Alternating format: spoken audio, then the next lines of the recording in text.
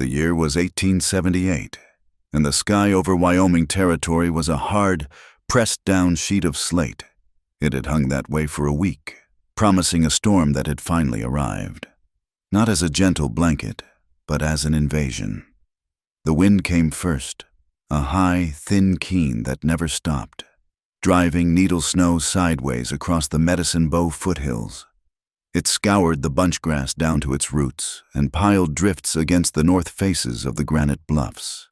Out in the gray distance, muffled by the howl, wolves sounded off, their calls rising and falling, a hungry echo of the wind itself. Mara felt the lurch of the freight wagon through her bones, a sharp crack against her ribs as the wheel dropped into a frozen rut. She was no longer cold. She had passed cold hours ago. Now she was just numb, a dull, aching weight. Her vision swam, blurred by the dizzying weakness of 2 days without food. The driver, a thick man named Hobb, who smelled of stale whiskey and unwashed wool, pulled the mules to a halt. The sudden quiet, save for the wind, was terrifying. "This is far as I go, Missy," he grunted, not looking at her. Mara's hands, clumsy and stiff inside her thin gloves, fumbled with the canvas flap. "But you said Laramie, the depot." Plans changed. He finally turned, his eyes small and flat in his fleshy face. "And the price went up. This weather costs extra." Mara's stomach hollowed out.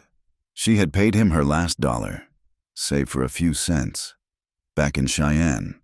"I have nothing else. I told you." Hobb let the silence stretch, his gaze traveling over her, slow and assessing, pricing the worn fabric of her dress, the gaunt lines of her face. "You got something," he said, his voice dropping low. "You got a way to keep warm, a way to pay for the rest of the ride." She understood. The understanding was a familiar, bitter acid in her throat. She had heard this bargain before, in different rooms, from different men. She thought she had escaped it. "No," she whispered, the word barely audible. "No?" He laughed, a short, ugly bark. "Suit yourself." He reached back, his big hand grabbing the handle of her worn carpet bag. "That's mine!" She lunged for it, but the hunger had stolen her strength. He pushed her, hard. Mara tumbled backward, out of the wagon, landing on her side in the deep, powdery snow at the edge of the track. The impact drove the air from her lungs in a pained gasp. Before she could rise, he threw the carpetbag down, but kept his grip on it. He unfastened the clasps, rooted inside, and pulled out the small, velvet-lined box that held her mother's silver thimble and a pair of fine sewing shears. He pocketed them. He rooted again, found nothing else of value, and tossed the empty bag onto her stomach. "Should have taken the offer, Missy." He cracked the whip over the mules. The wagon groaned, lurched, and began to move, leaving her at a fork in the frozen, unmarked road as the gray light of dusk began to fail. Mara lay in the snow for a long time, the wind stealing what little warmth was left in her body. The fury came first, a hot, useless spike that made her want to scream. Then came the despair, cold and heavy as the sky. She would die here. She would freeze at a crossroads, robbed of the only tools she had left. But the cold was a cruel master. It bit at her feet, her hands, her face, forcing her to move. She staggered to her feet. The world was a swirl of white and deepening blue. There was nothing.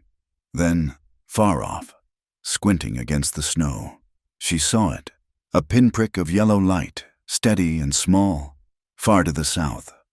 It was not hope, it was just a direction. She put one foot in front of the other. The snow was deep, sometimes to her knees.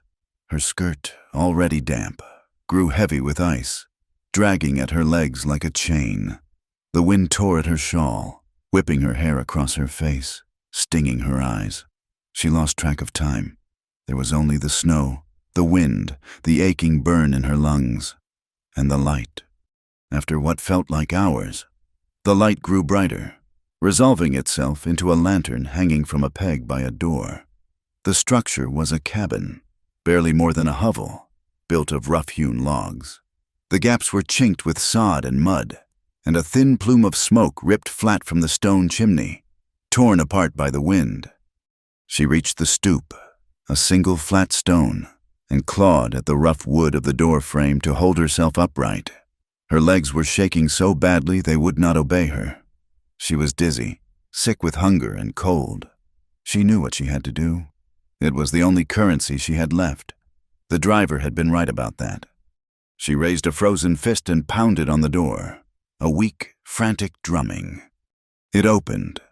The sudden rush of warm air, thick with the smells of wood smoke and coffee, made her reel. A man filled the doorway.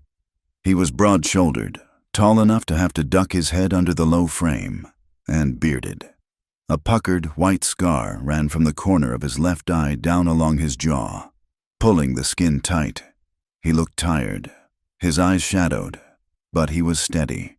He held a rifle loosely in one hand, pointed at the floor. Mara's words came out in a hoarse croak, tangled with the shame that burned hotter than the frostbite. "Please, Mr. Shelter, for the night." She could not meet his eyes, staring instead at the worn horn buttons on his shirt. She forced the rest of it out, the bargain she had sworn she would never offer again. "I can pay. I will." She hated herself for the words. She hated the world that made them necessary. She braced for the look, the grin, the negotiation. The man, Elias Ward, did not grin. His expression did not change. He just looked at her, at the ice caked on her hair, the blue-white pinch of her lips, the desperation that had stripped her bare. He was quiet for a long moment, the wind howling around them. Then he lowered the rifle, leaning it against the wall inside. "I'll take no such price," he said. His voice was low and rough, like gravel, without judgment, without pity, just a flat statement of fact. He reached out, his hand closing around her upper arm, and pulled her inside. Elias kicked the door shut against the storm. The cabin was one room, small and crowded, but the stove in the corner radiated a dry, penetrating heat. He guided her to a three-legged stool near the fire, his touch firm but impersonal, and then let go. Mara swayed, her body reacting to the sudden warmth with a violent fit of shivering. She wrapped her arms around herself, her teeth chattering so hard her jaw ached. He did not fuss over her. He moved with a calm economy. "The door stays unbarred," he said, his back to her as he stoked the stove. "You're not a prisoner. You can leave at first light, if you wish." He pointed with a nod of his head.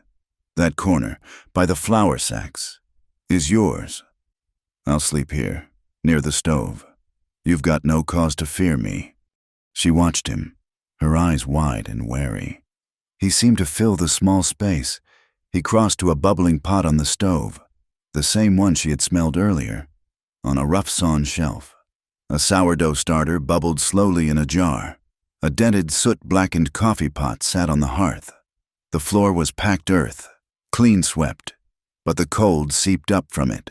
A single rag rug by the cot was stiff with frost near the edges. He brought a tin cup of coffee, black and scalding. "Drink this, slow." She tried to take it, but her hands were rigid claws, shaking too badly to grip the handle. She hissed as the feeling, 1,000 sharp needles, began to return to her fingers. He set the cup down. "Hands," he ordered, not unkindly. She hesitated, then held them out. He knelt in front of her and wrapped his own hands around hers. They were large, rough and calloused, scarred across the knuckles, but his grip was careful. He did not rub, which she knew could break the frozen skin. He just held them, imparting his own warmth, steady and patient, until the violent, agonizing prickling subsided into a dull throb. He did it briefly, carefully, and then let go. "There's stew," he said, standing up. "Venison." He ladled a thick, dark stew into a bowl, and handed it to her with a piece of heavy, dark bread. Mara took it, her hands clumsy. The smell made her stomach clench. She lifted the spoon and ate. She ate too fast, like an animal, gulping the hot stew, barely chewing the tender meat. It hit her empty stomach, and the pain was immediate. A sharp, cramping fist. She cried out, hunching over the bowl, weeping from the sheer, sudden agony of it. And then the warmth spread, a shocking, unfamiliar comfort that made her shake all over again, this time with relief. The tears came, hot and silent, dripping into the stew. She was ashamed, but she could not stop them. It was the food, the heat, the release from the biting wind, the fact that she was alive and had not been forced to pay that terrible price. Elias Ward said nothing. He turned his back to her, giving her the privacy of his disinterest, and began to sharpen a skinning knife on a worn whetstone. The rhythmic, scraping sound was the only thing in the cabin besides the wind and her own quiet sobs. When she was finished, her weeping subsided into exhausted shudders. He took the empty bowl from her. "Your dress is soaked. It'll freeze on you," he said, his voice practical. He went to a wooden chest at the foot of his cot and pulled out a long, gray wool shirt. It was clean, but smelled faintly of wood smoke and soap. "Put this on. It'll be warmer. I'll hang your things by the stove." He gestured to her corner, where a thin mattress ticking stuffed with straw lay on the floor with a pair of thick blankets.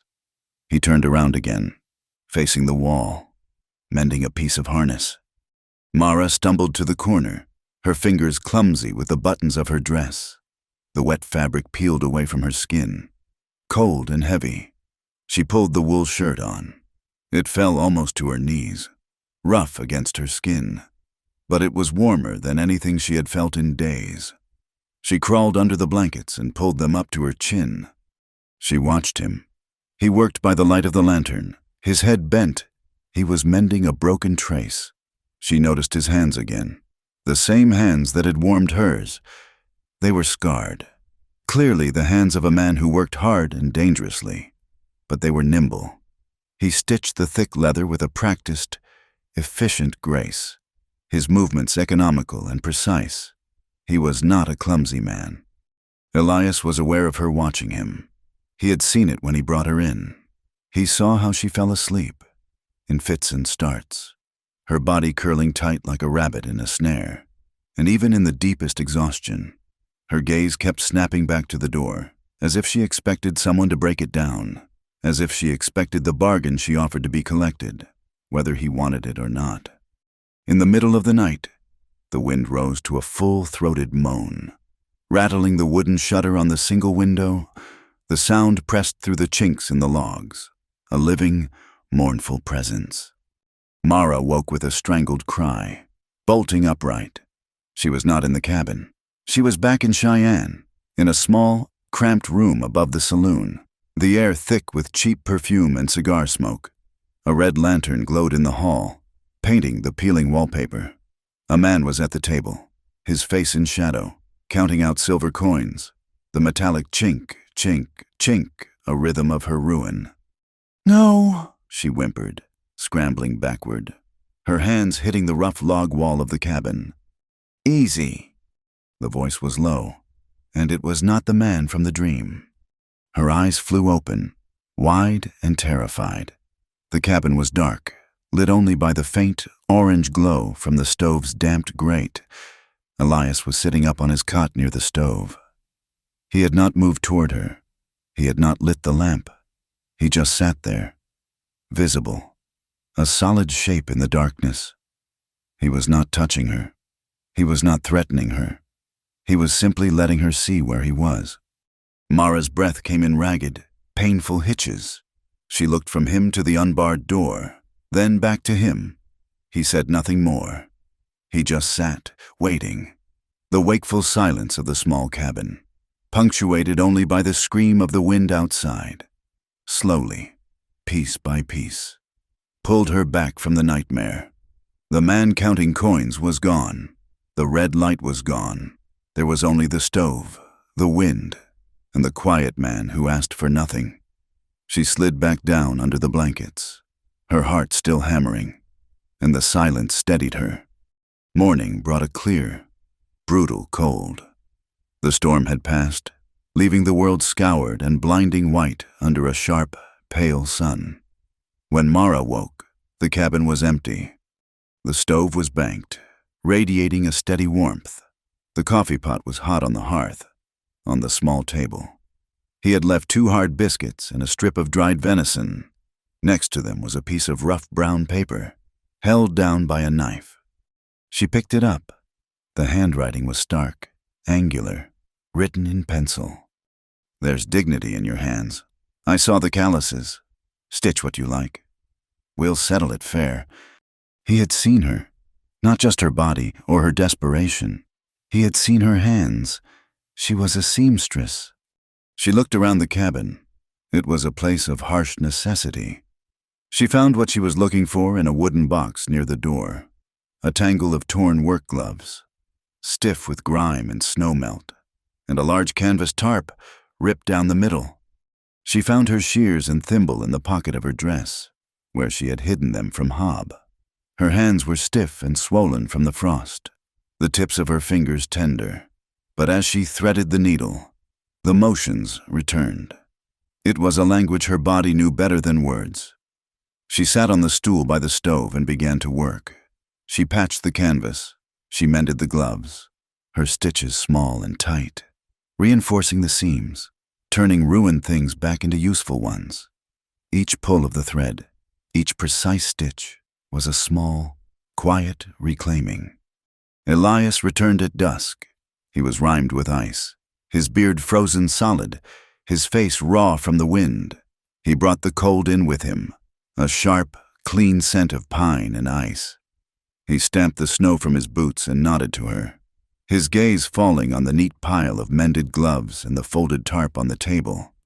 He picked up a glove, turning it over in his own scarred hands, examining the tight, even stitches. "You did good work," he said. "You said we'd settle it fair," Mara said, her voice stronger than it had been the day before. She would not accept this as charity. She would not be a stray he fed from pity. He understood. He reached into his pocket and pulled out a small leather pouch.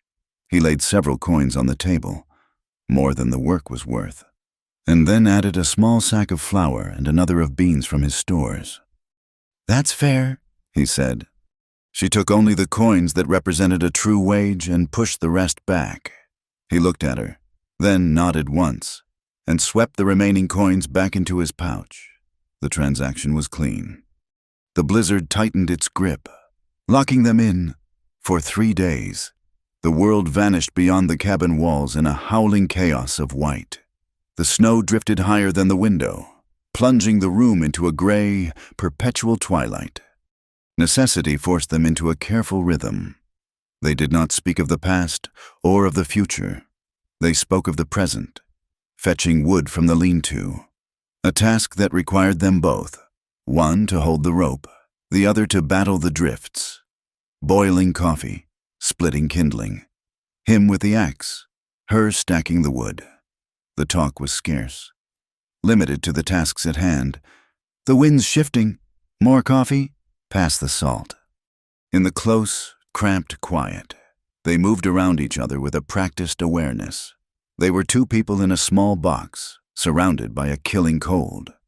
On the 3rd night, the wind quieted slightly. Elias was checking his rifle, and the light from the lantern caught a tear in the shoulder of his wool sleeve.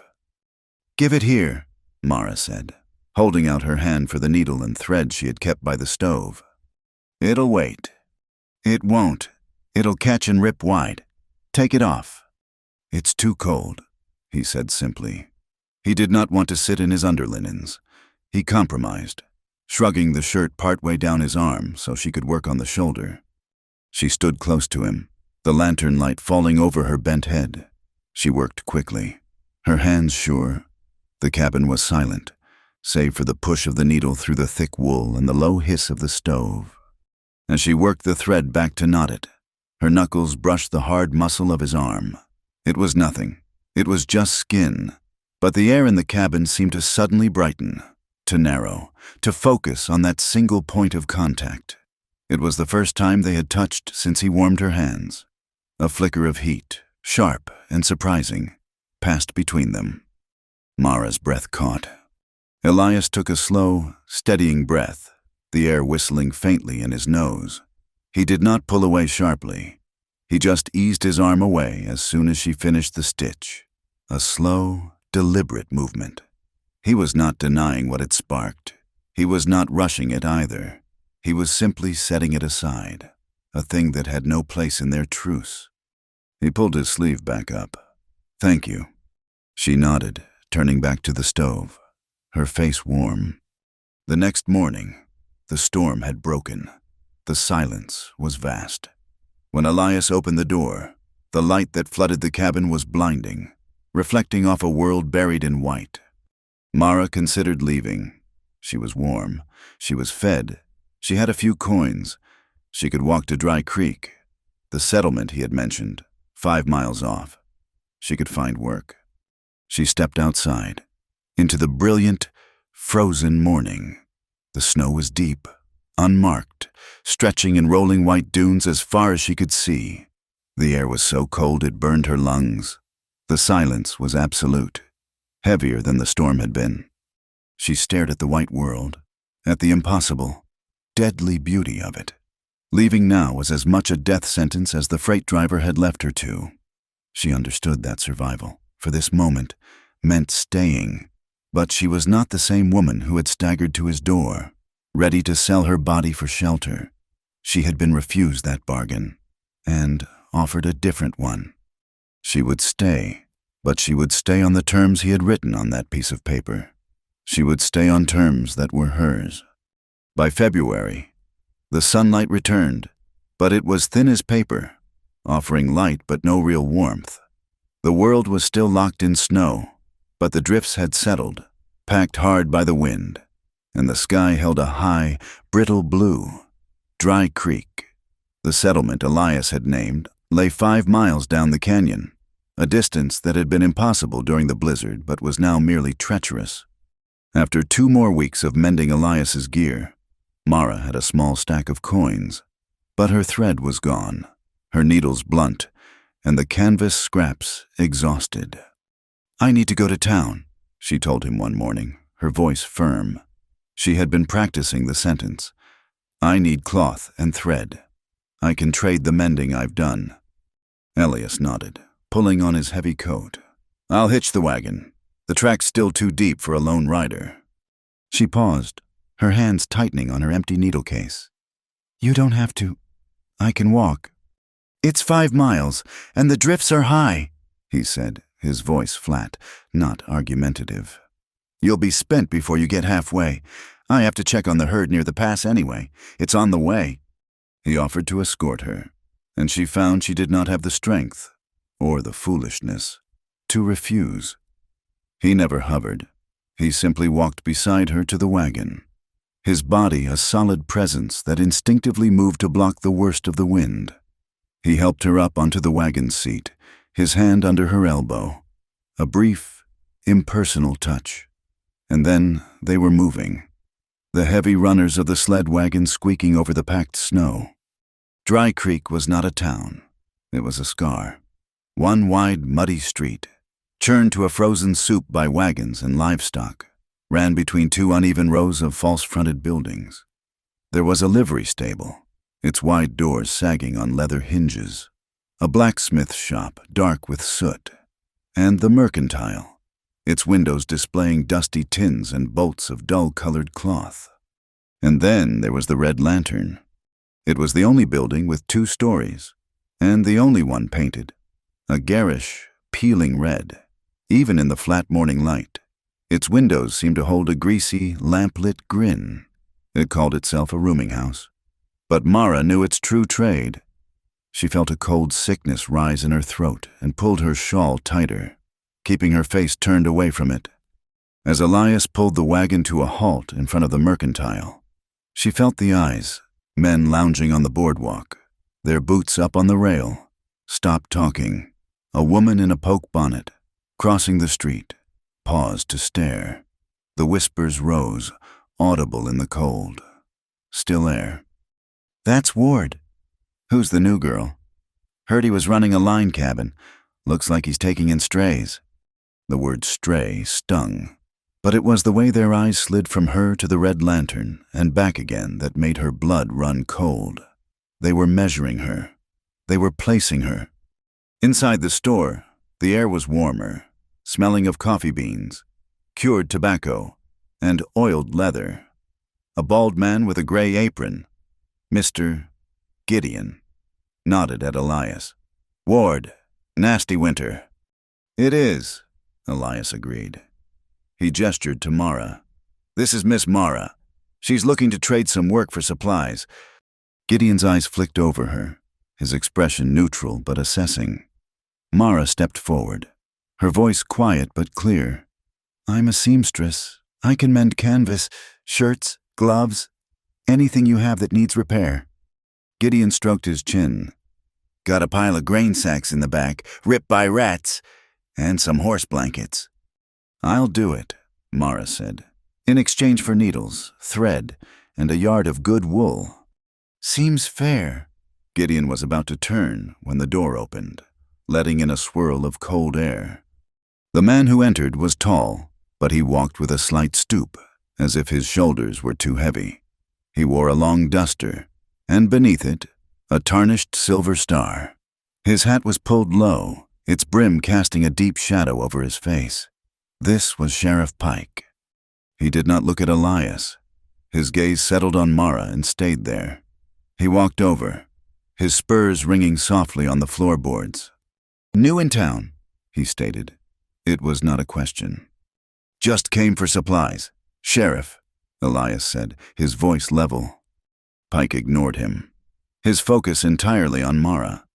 She could smell the whiskey on his breath. Sharp, even in the morning. "Got any papers on you, miss? Papers that prove your employment?" Mara's hands went cold. "Papers? No, I am a seamstress. I work for myself." "A vagrant, then," Pike said, a small, unpleasant smile touching his lips. "We got rules about vagrancy in Dry Creek. Town like this. A lone woman. It looks bad. Attracts the wrong element." "She's not a vagrant," Elias said, stepping slightly forward. Pike finally turned his head, his eyes small and dark under the shadow, glinting with lazy malice. "You say, Ward." "I say she is, and the fine for vagrancy is $5, payable to the county." "I don't have $5, Mara whispered, her stomach clenching. "Well, now." Pike pushed his hat back, revealing a pale, sweaty forehead. "Madame Corinne, over at the Red Lantern. She's always looking for girls to help with housework. She's got an arrangement with my office. She pays the fine, and the girl works it off. Simple." There it was, the trap, sprung so fast she had not even seen the teeth. She was being sized, priced, and sold, all in the space of a minute. She looked at the Red Lantern's name, visible through the dusty window, and felt the old panic, the suffocating shame. Before she could speak, Elias moved. There was no bluster, no shouted threat. He simply walked to the counter, his heavy boots making a solid, deliberate sound. He looked at Mr. Gideon. "Miss Mara is employed by me. She'll be doing mending and sewing for the ranch hands at my cabin. I'm the foreman for the upper range. You know my account." Gideon, who had been watching with a worried frown, nodded. "I do, Elias. Post her board at the Mercantile, under my name." Elias said, "Start a wage ledger for her. Right now. Put those needles, that thread, and 2 yards of the best wool you have on it, as an advance on her wages." Pike's smile faltered. He knew the law. Thin as it was, a woman with a registered wage ledger and a place of employment, sponsored by a known foreman, was not a vagrant. She was an employee. It was a thin legal thread, but it was a thread.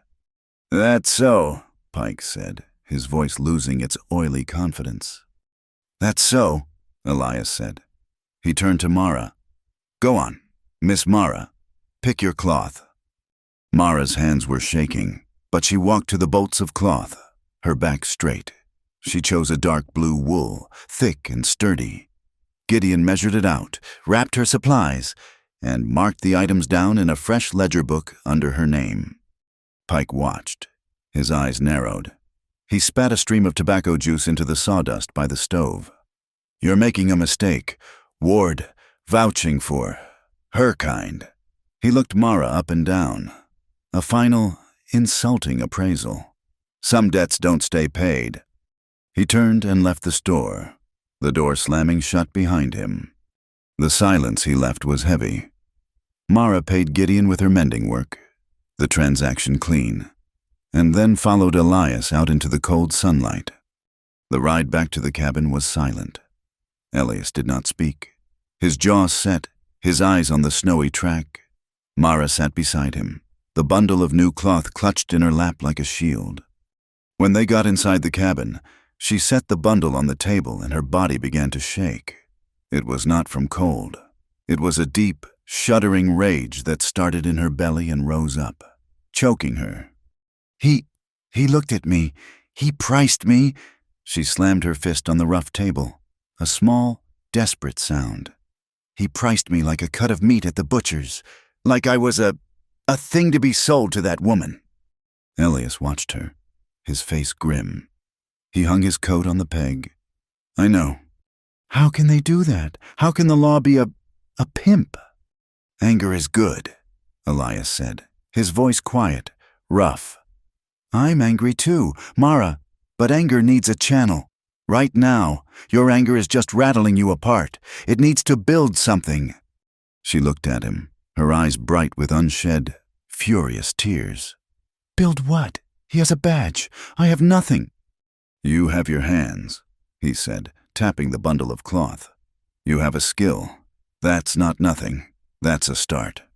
He sat at the table, opposite her, and pulled the new ledger book from his coat pocket. He opened it to the fresh page. "Pike and Corinne, they trade in paper, debts, fines, ledgers. We'll fight them with paper." He dipped a pen in the inkwell. "We draft a plan. You're not my employee." "Not really. That was just for Pike's benefit. You're your own business. You'll sew for the cowhands when they come through. You'll mend for the homesteaders down in the valley. Cash on delivery, no favors, no credit. Everything written down. Clean, in this book. Your ledger." She looked at the blank page. It was a small, fragile defense against a man with a badge and a brothel owner. But it was hers. The shaking in her hands began to subside, the rage hardening into resolve. The nights lengthened. The work and the shared silence began to build a tentative bridge between them. The cabin was too small for secrets, and the quiet begged to be filled. One evening, while the wind moaned outside, she was stitching a new canvas cover for his saddlebags. He was oiling his rifle, the metallic snick of the breech block a sharp counterpoint to her needle. "My brother," she said, her voice so low he barely heard it. He stopped his work, listening. His name was Arthur. He liked cards. He liked them more than he liked me. She did not look up from her stitching. "He ran up a debt at a saloon in Cheyenne, a gambling debt. The proprietor, he took me as collateral, said I could work as a seamstress in his boarding house until the debt was paid." She paused, her needle still. "But the debt never went down. It grew, interest. He called it board, food, thread, everything I used. He added to the ledger, and then one day, he sold the ledger." "To Corinne," Elias said. It was not a question. "To Madame Corinne," Mara confirmed, her voice flat and dead. "She owned the Red Lantern. She showed me the new numbers. The debt was impossible. She said there was only one way a girl like me could ever hope to pay off that kind of coin, that my hands were not enough, that she would claim my body as the collateral it always was." She took a ragged breath. I stole $20 from her cash box, money she owed me for sewing, money she'd never marked down, and I paid Hob, the freighter, to take me to Laramie, where no one knew me. And he left you, Elias finished, his voice rough. Yes, she finally looked up, her eyes dry and fierce. That is how I came to your door. Elias set the rifle down. He stared into the fire, his face harsh in the orange light.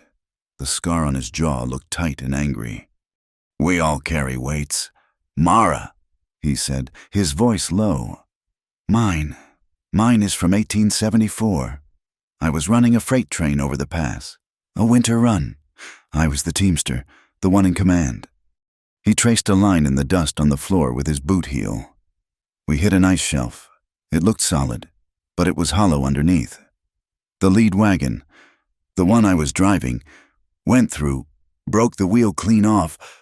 He was silent for a long time. I had 2 boys with me, new hires, brothers. They were riding in the back, trying to keep warm. When the wagon went over, the cargo shifted. Crates of canned goods. They were buried. By the time I dug them out, the cold had them. They died under my command, because I chose the wrong path, because I was impatient. He looked at his own hands, scarred and hard. I carry that. It's a stone in my coat pocket. Some days it's heavier than others. They sat in the shared silence, the weight of their pasts settling between them. They were 2 people marked by debt and death, trapped in a cabin by the snow. A few nights later, a hopeful ritual formed. Elias pulled an old, battered Bible from his chest. Its cover was gone, its pages soft as cloth. My mother used to read this, he said, not as an explanation, just a fact. Not for piety. She just liked the sound of the words in the air, said it settled the room. He opened it, his rough finger tracing a line. He read, his voice low and halting at first, stumbling over the formal words, but finding a rhythm. He read about valleys and mountains, about hunger and harvests. It was not prayer, it was cadence. It was a human voice pushing back the vast, empty dark. When he finished, he closed the book. Sometimes, he said, she'd ask me to pick a verse, one that sounded like a future. He held the book out to her. Mara hesitated, then took it. She let the pages fall open, her finger landing on a line. She read it aloud. Thou hast set my feet in a large room. She looked around the tiny, cramped cabin, and a small, wry smile touched her lips. Elias saw it, and the corner of his own mouth quirked. It was the first time he had seen even the shadow of a smile on her, and it felt like the first day of the thaw. The thaw began in earnest. The desire that had sparked between them, the one he had set aside, had not gone out. It had been banked, like the stove, and the shared confessions, the quiet work, the nightly readings. It had all been kindling. Now, it swelled, patient and fierce. She had become accustomed to his presence. He was a solid, quiet fact. He was careful, never crowding her, always giving her the first and last choice. But she felt his eyes on her. When she bent to the fire, she felt his gaze on the line of her neck. When she handed him a cup of coffee, his fingers brushed hers, and the spark was stronger now. A low, steady hum.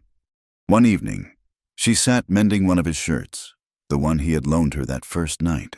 The lantern cast a pool of warm yellow light over the table. A strand of her hair, loosened from its bun, fell across her cheek. She brushed at it, impatient, but her fingers were rough from the lye soap. Hold still, he said, his voice soft. He reached out, his hand moving slowly, giving her time to pull away. She did not. She watched him. Her breath held. He brushed the loose strand of hair back from her face, his fingers gentle. He tucked it behind her ear. She nodded. A small, barely perceptible motion of permission. His hand should have moved away. It did not. His thumb hesitated, resting for a single, breath-held moment at the sharp line of her cheekbone. It was a question. It was asking a second time. She leaned into the touch, her eyes closing. That was all the answer he needed.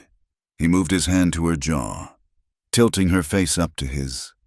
He leaned in and kissed her.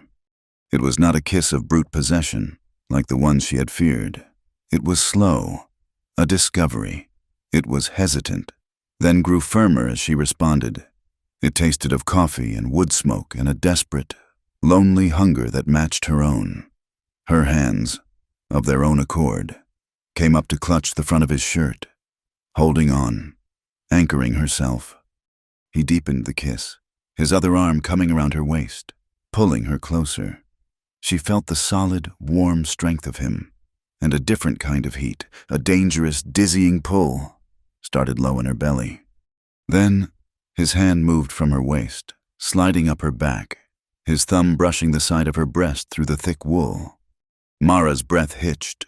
She went stiff, her hands tightening, her body pulling back, even as her mouth still clung to his. It was an old fear, a reflex she could not control. The red lantern, the counting coins, the price. Elias stilled instantly. He did not push, did not demand. He broke the kiss, resting his forehead against hers, his breathing rough. "Mara," he whispered, his voice thick. "I'm sorry," she choked out, ashamed of her own fear. "No." He pulled back just enough to look at her, his eyes dark and serious in the lamplight. "Don't be sorry, not for that." He took her hands, the one still clutching his shirt, and held them between his. "I want you. I want all of you. But I only want it when that wanting feels like yours, too. Not like something you owe, not like a debt." Tears welled in her eyes, tears of relief and a strange, sharp grief for the woman she had been. "No undressing," she whispered, the words trembling. "Not yet." He nodded, his gaze steady. He brought her hands to his lips and kissed her scarred knuckles. "Not yet," he agreed. A mix of raw, aching hunger and profound relief flowed between them. He had agreed. He had heard her boundary and had not tried to cross it. The next day, the thaw began in earnest. Rivulets of meltwater carved dark lines in the snowbanks. The creek began to make noise, a low gurgle of ice breaking up. At night, they heard the coyotes, their yips and howls closer now as they tracked the melt. Mara's ledger book began to fill. Cowhands, hearing of the foreman's new seamstress, rode up to the line cabin. They were rough men, but they were polite, removing their hats and handing over ripped shirts and gloves with a shy respect. She took their coin, marked it in her ledger, and felt the price of herself rising, moving beyond anything that could be paid for by the hour. Each stitch, each coin, each day that passed where she was not owned, was a victory. And each night, the tension between her and Elias grew, a sweet, painful ache. They moved around the small cabin, their bodies aware of each other in a new way. A shared look across the table, a deliberate brush of hands as they passed the wood pile. It was a promise, held in check. Then, one afternoon, when the mud was just beginning to show through the rotting snow, she heard the sound of horses. It was not the single, steady approach of Elias. It was a party. She looked out the window. Madame Corinne sat on a fine bay mare, her back straight, a velvet riding hat perched on her dark hair. She was flanked by two men, hard-faced riders with pistols on their hips. Mara's blood turned to ice. Elias stepped out onto the porch, his rifle in his hands, held loosely at his side. Mara came to stand in the doorway behind him. Corinne smiled, a bright, predatory flash of white teeth. "Mr. Ward, I see you found my missing property." "She's not property," Elias said. "Oh, but she is," Corinne said, her voice light and pleasant. She produced a leather-bound ledger from her saddlebag. "She is a debtor. She owes me, according to this book, $112 in accumulated fines and board, plus," she added, "lost earnings for the week she has been visiting you." She looked past Elias, her dark eyes pinning Mara in the doorway. The sheriff is very interested in this. He considers it theft. He's prepared to arrest you, girl, unless, of course, you come back and pay your debt properly." "That debt is a fraud," Elias said, his knuckles white on the rifle stock. Corinne's smile tightened. "That is for a judge to decide, and until he does, she belongs to me, or to the jail." Mara felt the walls of the trap closing in again, tighter this time. "Give me a week," Elias said. Corinne raised a perfectly plucked eyebrow. "A week? For what? To find over $100? "A week," Elias repeated, his voice like stone. "To prove that ledger is a lie. Keep your men and the sheriff away from here for 7 days." Corinne looked at the rifle, at Elias's steady, unblinking gaze, and at the hard, cold plains around them. She shrugged, a delicate lift of her shoulders. 7 days, Mr. Ward. It makes no difference to me. The debt will only grow with interest." She gathered her reins, her smile returning. "But I will collect, one way or another." She wheeled her horse, her men falling in behind her, and they rode away, their horses' hooves sucking at the melting snow. Mara sagged against the doorframe, the cabin, her fortress, suddenly feeling like the flimsiest of traps. A week, 7 days. The spring thaw came with a vengeance, turning the prairie into a vast, sucking sea of mud. It was not a gentle melt. It was a messy, sodden brawl. The snow receded, leaving behind a brown, wounded land, and the creek, which had been a frozen ribbon, was now a loud, churning roar. The wagon wheels, which Elias had swapped back from the sled runners, sank to their axles in the muck. The 5 miles to Dry Creek was a morning's hard labor. The 40 miles to Laramie was a pilgrimage. They had 7 days. 2 were lost just preparing, Elias shoeing a mule and reinforcing the wagon bed, Mara packing salt pork, biscuits, and her ledger book, wrapped in oilcloth. They set out on the 3rd morning, under a sky the color of a fresh bruise. "This ain't just about Corinne's book," Elias had said, his face grim as he studied the horizon. "That ledger's a symptom. The sickness is deeper. We need to find the notary, the one who stamped your brother's first debt, the one who stamped Corinne's claim. We hunt the paper." The journey was brutal. The mud clawed at the wheels, demanding a toll for every foot of progress. They took turns walking, Mara leading the mules while Elias put his shoulder to the wheel, his muscles straining, his face dark with mud and effort. They made only 10 miles the first day, and less the second, as a cold, driving rain set in. On the second night, the temperature plummeted, turning the rain to a stinging sleet. They were soaked to the bone, their hands raw and clumsy. Elias pulled the wagon under the scant shelter of a granite outcrop, the wind screaming over the top. "We can't keep a fire lit in this," he said, his voice tight. "We'll freeze before morning if we stay separate." He unrolled their 2 bedrolls, the heavy canvas and wool, inside the wagon bed under the tarp. "We share," he said, not as a request, but as a fact of survival. "All our blankets. It's the only way." Mara nodded, her body shaking so violently she could barely unlace her boots. She crawled into the dark, cramped space. Elias followed, his size and warmth a sudden, shocking presence beside her. He arranged the blankets, pulling the heavy canvas tarp over them, creating a small, dark pocket of shared air. They lay side by side, rigid, not touching, their wet clothes steaming faintly in the enclosed space. The rain pounded on the tarp above them, a deafening, relentless drum. "My name," Mara said, her voice muffled in the dark, "is Mara Elizabeth Stone. My mother gave me the Elizabeth. She said it sounded steady." Elias was silent for a long moment, the only sound his own steady breathing. "Elias," he said, his voice a low rumble just beside her ear. "Elias Ward. My father gave it to me. It was his father's. I don't know if it means anything." "It means you," she said, shifting, the movement brushing her shoulder against his. "A name's just a handle," he said, his voice rough. "Something for people to grab onto." "It's more than that," she insisted, the darkness making her bold. When my brother sold my labor, the man called me girl." He wrote seamstress girl in his book. "When I got to the Red Lantern, Corinne called me Mary. She said Mara was too stark. She said Mary was softer, easier to sell. It was a name for a debt, a name for a thing." She felt him turn his head in the dark. "When you found me," she whispered, her voice catching, "I was ready to be no one, just a body for shelter, but you never called me girl.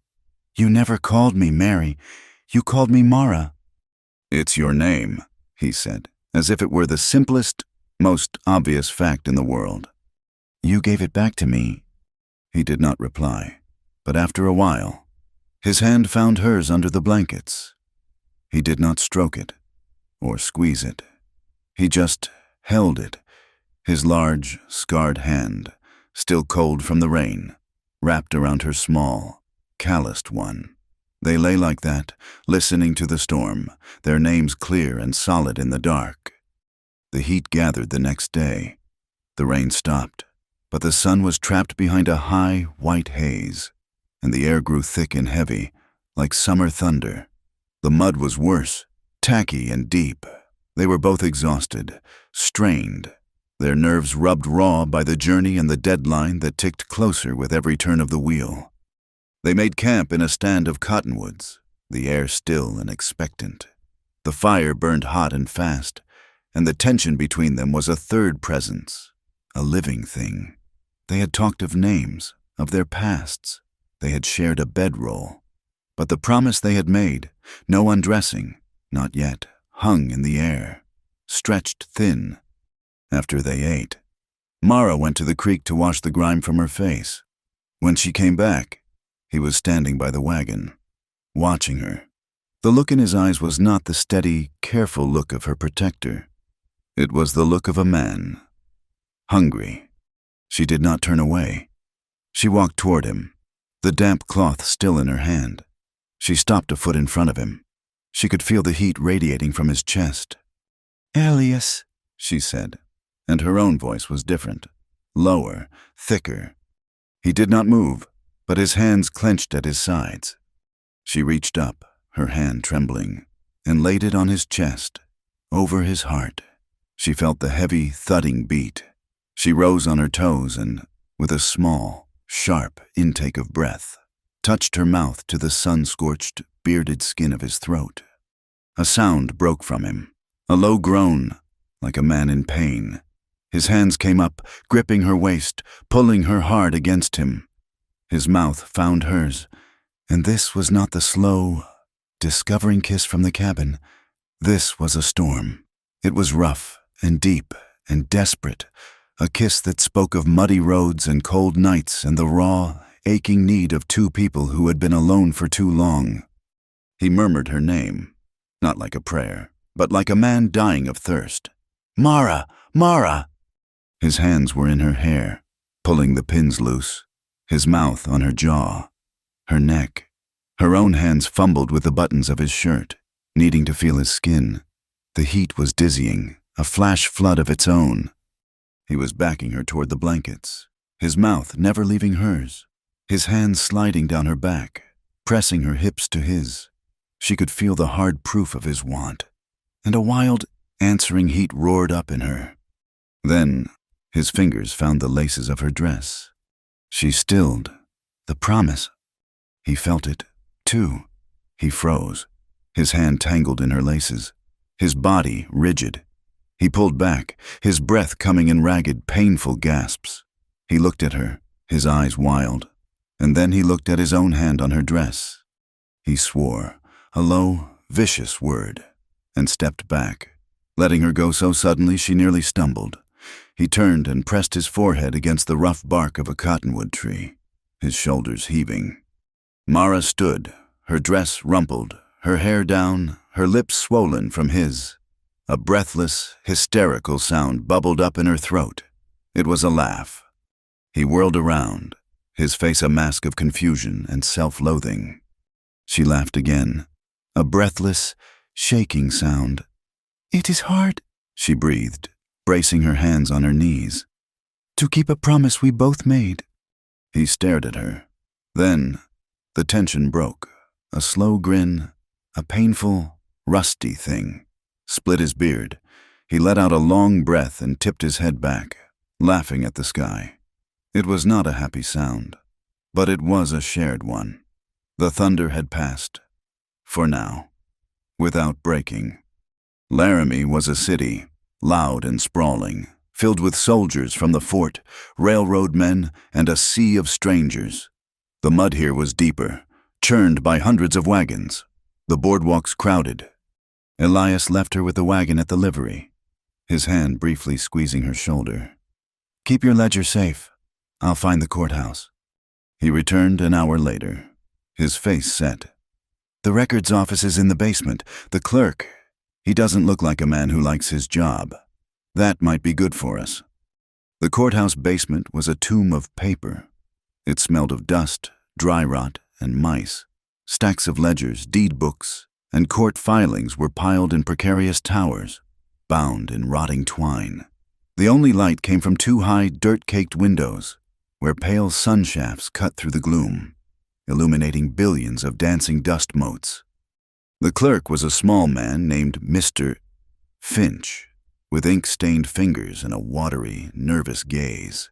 He seemed to shrink as Elias, large and mud-caked, explained what they needed. "Records of indenture? From Cheyenne?" Finch stammered, polishing his spectacles. That's highly irregular. Those are private contracts." "This one was fraudulent," Elias said, his voice quiet, but it echoed in the stone room. "And it was notarized. We need to see the notary's registration." "I couldn't possibly—" Mara stepped forward, into one of the sun shafts. She placed her own ledger, the clean, new one, on the counter. "Sir," she said, her voice clear and steady, "I am a seamstress. I keep my own books. I was told my debt was one thing. When it was sold, it became another. The numbers are a lie, and the stamp that made it law was a lie. 2. We are not here to make trouble. We are here to find the truth of a number." Finch looked from Elias's hard face to Mara's clear, determined one. He looked at her clean ledger. He was a man of numbers. He sighed, a dusty, defeated sound. "The notary registries are in the back," he whispered, as if afraid of being overheard. "Section 4. It took them 3 hours. They pulled heavy, dust-caked books, their hands turning black. Elias searched for the notary stamp, while Mara searched the county court filings for vagrancy charges from Dry Creek. Elias found it first. "Abel Stowe," he read, his finger tracing the registered, embossed stamp. "Notary Public, appointed 1876. Abel Stowe." Mr. Finch, who had been hovering nearby, murmured, "Oh, dear, that's Cyrus Laird's cousin, from the big ranch up north." Elias and Mara looked at each other. "Cyrus Laird?" Elias asked. "The cattle baron," Finch said, his voice dropping even lower. "Owns half the territory, or near enough. He donated a great deal of money to the county fund 2 years back, paid for the new jail. And," he winced, "he recommended the new sheriff for Dry Creek, a man named Pike." The pieces clicked into place, forming a dark, ugly picture. Mara, her hands shaking with fury, not fear, unrolled her own findings. "Look, Elias, January, a girl named Sarah, fined $10 for vagrancy by Sheriff Pike. February, a girl named Hester, fined 15. March, Lucy, 10. "And where did they go?" Elias asked, his voice deadly. "Sold," Finch whispered, his face pale. "Their debts were sold to Madame Corinne to be worked off, but they don't work at the Red Lantern, not all of them." He pulled one last, damning ledger from a bottom shelf. It's an open secret. Mr. Ward, Laird needs labor for his laundry house, his mess kitchens, his private operations, cheaper than hiring hands. Corinne buys the debt, Pike delivers the girls, and Laird, he leases the labor.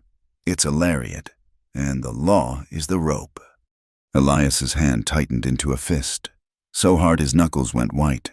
He looked like he was ready to storm out, find Laird, and end this with his bare hands. "No," Mara said, putting her hand on his arm. His muscles were like cabled steel. "Elias, no, not like that. He wants to fight. That's just a brawl. We have to be smarter." She looked at the papers, at the pattern. "If they buy the law, we'll make it count against them. We have the proof. We just need the voices." They left the courthouse with copies of the notary registry and the list of fines. "Mr. Finch's trembling hand having stamped them as official. "The girls," Mara said, her jaw set. "Sarah, Hester, Lucy. They're not at the Red Lantern. Where are they?" Elias scanned the street. If they fled, they'd be running from Corinne and Laird both. They'd need sanctuary. His eyes settled on the tall, thin spire of a church 2 blocks down. "The pastor," he said. They found 2 of them, Sarah and Hester. They were living in a small, clean room in the church rectory, peeling potatoes for the soup kitchen.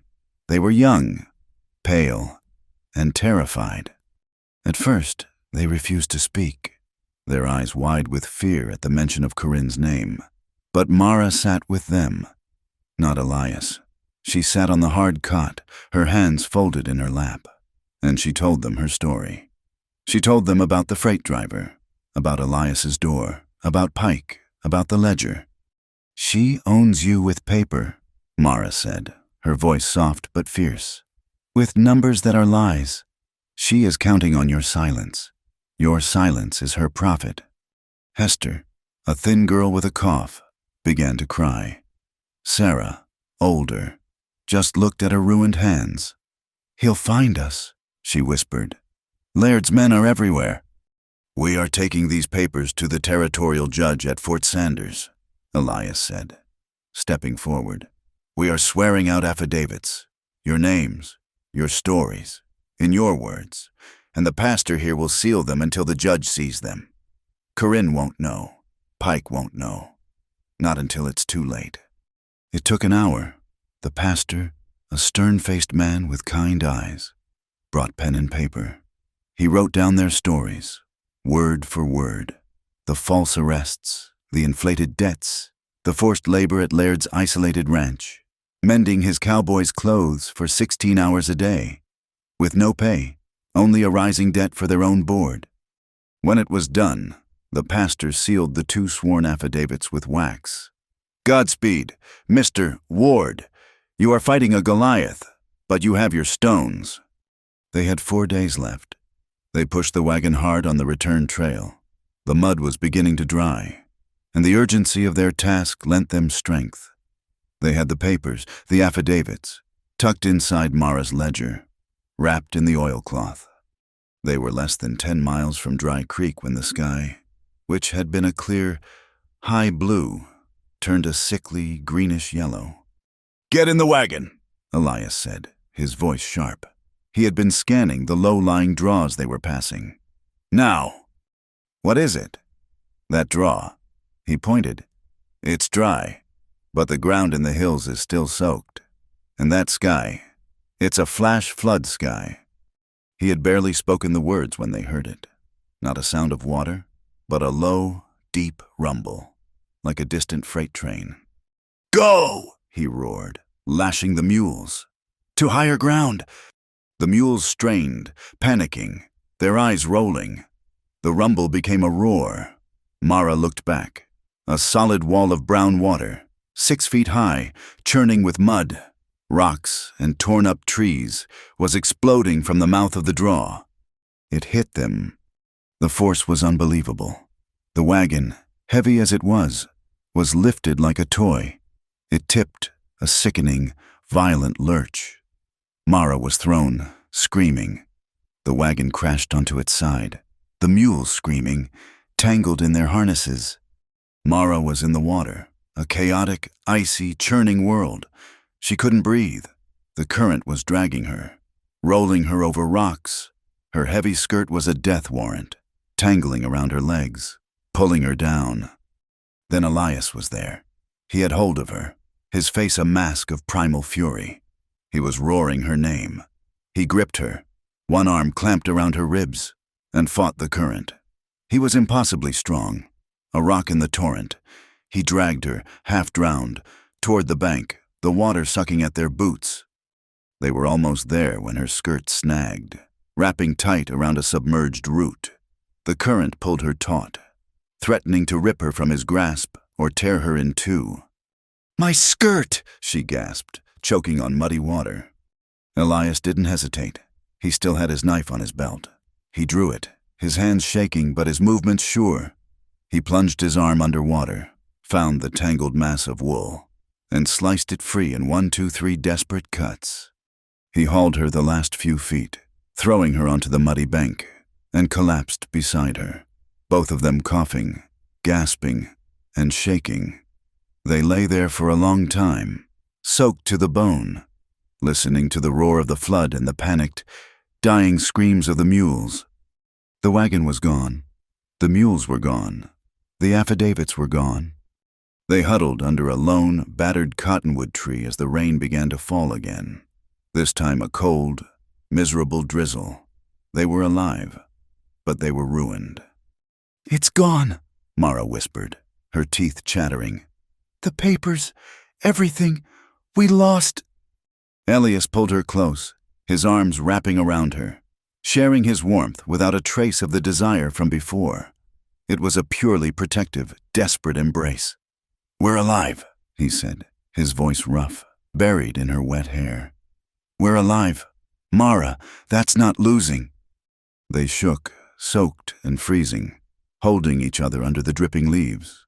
The danger, the raw, sudden brush with death, had stripped away every last pretense, the careful boundaries, the promises, the fears.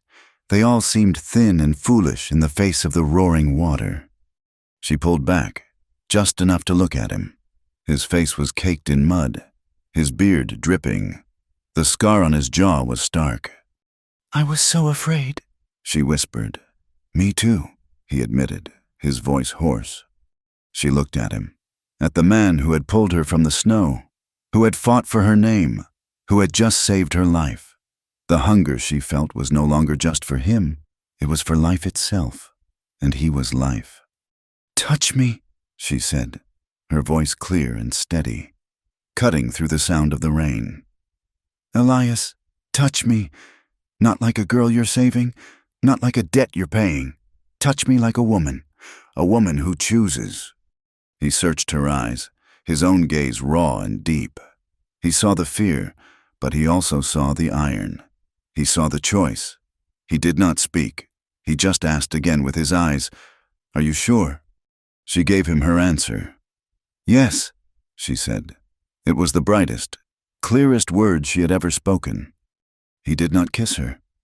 Not at first. He cupped her face, his muddy, shaking hands impossibly tender. He wiped the grit from her cheek with his thumb. Then he lowered his mouth to hers. It was not a kiss of fire and thunder. It was a kiss of homecoming. It was tender and hungry and overwhelmingly careful. It was heat and trust folded together. Every movement was an answer to the question they had been asking each other for weeks. He undid the buttons of her ruined dress, his fingers slow. She untied the laces of his wet shirt, her own hands learning the shape of him. There was no promise to break, only a choice to be made. And they made it together, on the damp earth under the cottonwood, with the sound of the flood still in their ears. It was not pretty. It was desperate and muddy and real. It was a fierce, defiant claiming of life in the very face of death. It was a prayer, and it was an oath, and it was, at last, a release. After, as the rain softened and the sky began to bleed a pale gray, they wrapped themselves in the one dry blanket Elias had managed to salvage from the wreckage. They watched the stars pinprick through the tearing cloud rags. She lay with her head on his chest, listening to the steady, strong beat of his heart. "I want a life," she said, her voice quiet, "where no one can value me by the hour again. I want a sewing room with a window and a door that locks from the inside. Not because I'm afraid, but because I hold the key." He kissed the top of her head. "We'll build it," he said. They walked the last 10 miles back to Dry Creek at dawn. They were battered, muddy, and empty-handed, save for the knife Elias carried and the new, quiet knowledge that sat between them. They had lost the battle for the papers, but they had found something else. The quiet between them was no longer tense. It was the easy, settled silence of home. As they neared the line cabin, Elias paused. He pointed to the ridge. 2 riders sat on horseback, outlined against the morning sky. They were not moving. They were just watching. "Laird's men," Elias said, his voice flat. Mara looked up at them, at the silent, patient threat. She did not flinch. She slipped her hand into his. Elias sensed the rope tightening, no longer just around them, but around the whole valley. Their 7 days were up, and they had come back with nothing but each other. Summer came mean and dry. It settled over the prairie like a sickness, a suffocating, dusty blanket. The weeks of spring mud were a forgotten memory, replaced by a cracked, iron-hard earth.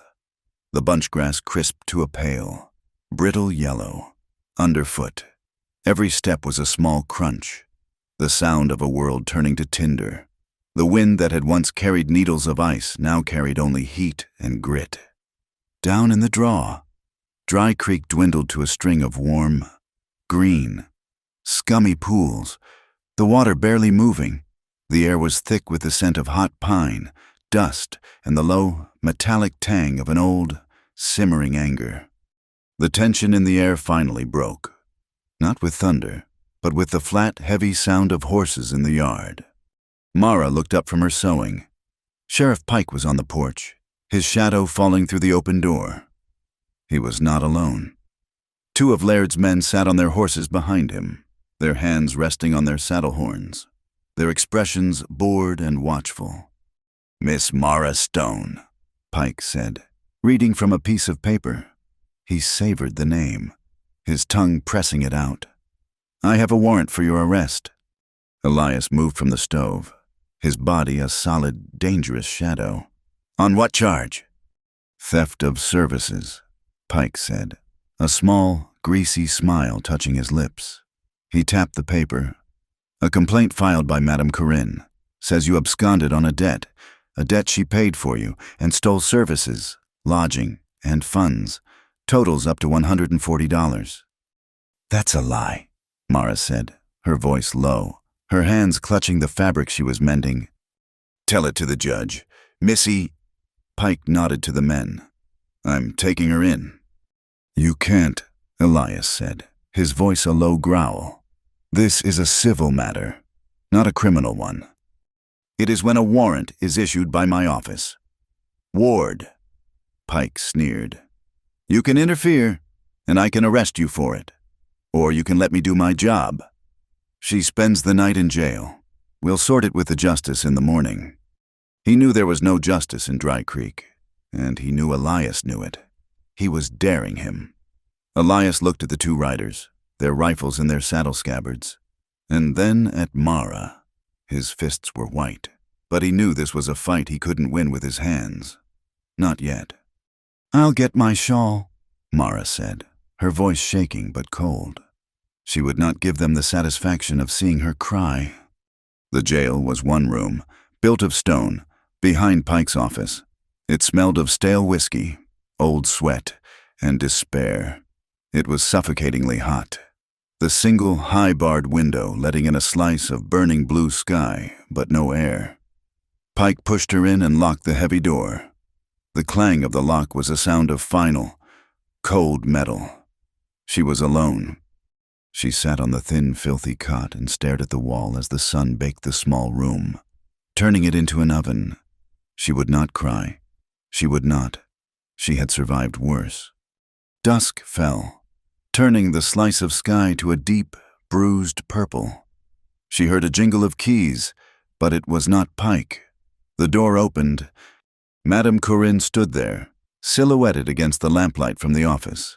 She was dressed in a fine, dark green dress, and she smelled of roses and perfume, a scent so out of place it made Mara's stomach turn. She held a small lantern, illuminating her face, which was composed in an expression of gentle, sorrowful concern. "Oh, you poor, poor child," Corinne said, her voice a soft, silken coo. "Look at you, in this filthy place. This is not for someone like you." She stepped inside, the lock clicking softly behind her. "Pike is a brute, isn't he? He has no subtlety. He sees the world as a nail to be hammered." Mara said nothing. She sat on the cot, her hands folded in her lap, watching the woman who owned her. "I told him this was a mistake," Corinne continued, setting the lantern on the floor. "I told him you were just confused, a lost lamb. You were frightened. And that mule-headed foreman, Ward, he filled your head with nonsense." She sat on the stool, a cloud of rose scent and calm superiority. "I am here to offer you forgiveness, Mara. I am not a hard woman. I understand mistakes. I am willing to tear up that warrant. I am willing to forget this entire ugly business." "In exchange," Mara said, her voice flat. Corinne's smile was bright. "Why? In exchange for your good sense. Child, you come back to the Red Lantern. You were meant for better things than a dirt-floored shack and a scarred-up mule skinner. You were meant for silk, I can give you that. You work off your debt, the real debt, and we will forget this. You mean I work for you, in your house. You are a beautiful girl, Mara, and you are a smart girl. Stop trying to live this hard, ugly life. It doesn't suit you." She leaned forward. "Come back with me. Tonight, I will have you in a hot bath, a clean dress, and a soft bed in an hour. Or," she shrugged, gesturing at the filthy cell, "you can stay here, wait for the justice, wait for Cyrus Laird's man to tell you that you owe him, and then be sold to the highest bidder, because that, my dear, is what happens next. I am offering you the kinder bargain." "I made no bargain with you," Mara said, her voice shaking but finding its steel. Corinne's smile vanished. Her face hardened, the soft, concerned mask melting away to reveal the cold, hard ledger underneath. "You foolish girl. You think you have a choice? You think that man, Ward, can protect you? He lost his wagon. He lost his mules. He is nothing. You are nothing. You are a debt on a piece of paper. You will come to me, or you will be sent to one of Laird's work camps. And believe me, my house is a palace by comparison. Think on it." She stood, picked up her lantern, and left. The lock clanged shut, leaving Mara alone in the hot, suffocating dark, the smell of roses lingering like a poison. Elias had not been still. The moment Pike was gone, he rode back to the cabin, his face a mask of cold, white-hot fury. He saddled his best horse, packed biscuits and a canteen, and slid the oilcloth-wrapped packet of papers from the bottom of his war chest.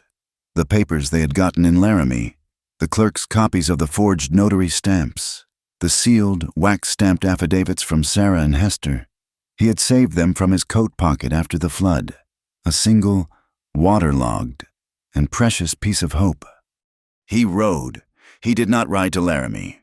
He rode past it, all night and all the next day, to Fort Sanders. He rode to the office of the territorial judge, a man who answered to the governor, not to Cyrus Laird. He returned 2 days later, his horse lathered and spent. He found Mara back at the cabin, Pike having released her with a leer and a warning that her case would be heard in 1 week. Elias looked exhausted, but his eyes held a grim, hard light. "It's done," he said, his voice rough from dust and exhaustion. He handed her a piece of paper. It was an official summons, a court date, set in Laramie in 2 weeks' time. He looked at the papers, Elias said, drinking water straight from the bucket. The judge, he's a hard man, but he's a fair one. He saw the pattern. He saw Laird's name, and he did not like it. He sat down heavily at the table. But he gave me a warning. He said Laird's lawyers will be there. He said they will tear those affidavits apart. They'll call them the lies of whores and vagrants. He looked at Mara, his eyes dark with the weight of it. He said, "You bring me those witnesses, Mr. Ward. You put them on the stand, in my courtroom. Bring me the people, or bring me a miracle, because these papers alone won't be enough." The news spread through Dry Creek like a grass fire. The town split. The whispers that had followed Mara now became open talk. Several churchwomen, led by the storekeeper's wife, stopped Mara on the street. They told her that decent folk were not in the business of airing such laundry, and that a fallen woman brought only trouble and plague to a God-fearing town. But 3 days later, when Mara returned to the cabin from the creek, a small pile of coins sat on the stoop, and a newly mended grain sack, and the next day, a pair of worn-out gloves, with 2 bits left beside them. The cowhands, the homesteaders, they did not speak out. They did not meet the churchwomen's eyes. They just quietly paid for the work, a small, steady vote of confidence. The waiting was a kind of poison. The heat, the whispers, the watchful eyes of Laird's riders on the ridges. It all coiled in the small cabin, gnawing at their sleep. The fear made them short-tempered. Elias became overcareful. He wanted to shield her, to wrap her in wool and hide her. He fetched the water from the creek, his rifle in his hand. He mended the harness she had already mended. He hovered, his presence a heavy, anxious weight. "You don't have to walk me to the woodpile. Elias, it's 10 feet. Just stay close. I don't like you out of my sight." "I am not a child," she said, her voice tight. "I am not treating you like one. I'm treating you like a woman with a target on her back." She bristled. She had faced Corinne in a cell. She had survived the flood. She was not a breakable jar. "You're treating me like I'm made of glass, like I have no sense. I can't breathe, with you watching me, waiting for me to break." "And I can't breathe, thinking of what happens if I look away for 1 minute," he shot back, his own fear breaking loose. "Do you not understand what they will do? What Laird will do? I should have just taken you away. I should have taken you to Oregon when I had the chance." "Taken me?" she cried, her own old wounds ripping open. "Like a piece of luggage? Like another man taking me where I have no say? I am not your guilt. Elias, I am not those 2 boys you lost on the pass." The words hung in the air, sharp and cruel and true. He recoiled, as if she had struck him. The anger drained from his face, leaving the old, deep hurt. He turned away from her. His shoulders slumped. "No," he said, his voice quiet. "You're not." The silence that fell was worse than the shouting. It was a cold, empty space between them. That night, they lay in their separate beds, the hot air thick with unspoken apologies. Finally, Mara could not stand it. "Elias," she whispered in the dark. A long pause. "I'm here. I'm afraid," she said. "Not of Laird. I'm afraid of this, of what the fear is doing to us. It feels like it's turning you into a jailer, and me into something bitter." He let out a long, shuddering breath. He got up from his cot and came to hers, sitting on the floor beside her, his head level with hers. "I'm sorry," he said, his voice rough. "You were right. It does taste like old wounds. I'm afraid, but it's not because I think you're weak. I think I'm afraid because I know you're strong, and you'll stand, and I'm terrified of what it will cost you." "It will cost us both," she said, her hand finding his in the dark. "So we name it. We name the fear. Elias, before it turns to anger. That's our promise." He held her hand, his thumb tracing the calluses on her palm. He leaned in and kissed her, a soft, apologizing kiss. She opened her blanket, and he came in beside her, not with the fire of the flood, but with a different kind of need. That night, they made love again.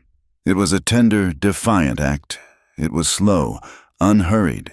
It was a reclamation of the small, hot cabin, turning it from a prison of fear into a sanctuary. She guided his hands, her own motions sure and deliberate, learning the language of his breath, teaching him hers. He was not protecting, and she was not hiding.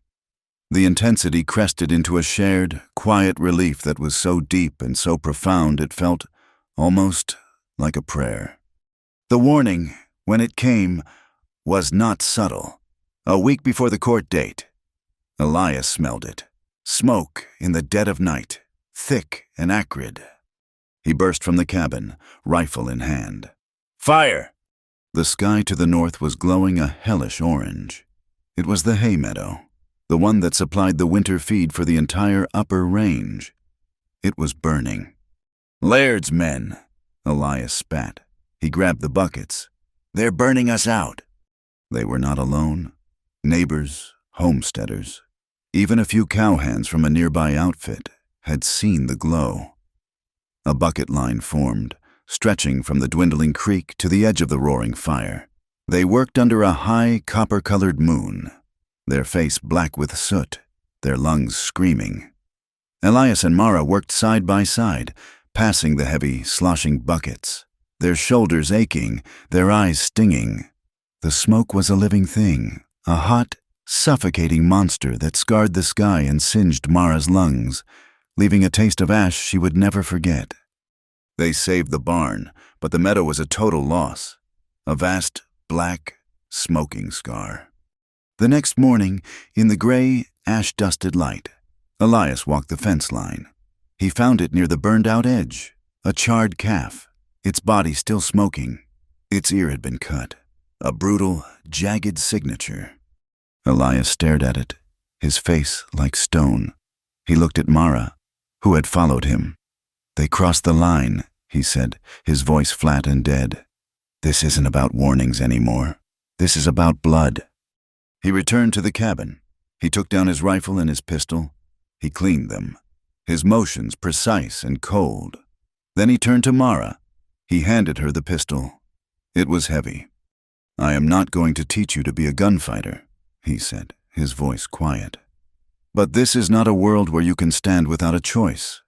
This, he put the gun in her hand, closing her fingers around the grip, is a choice. He took her down to the creek, to the line of green pools.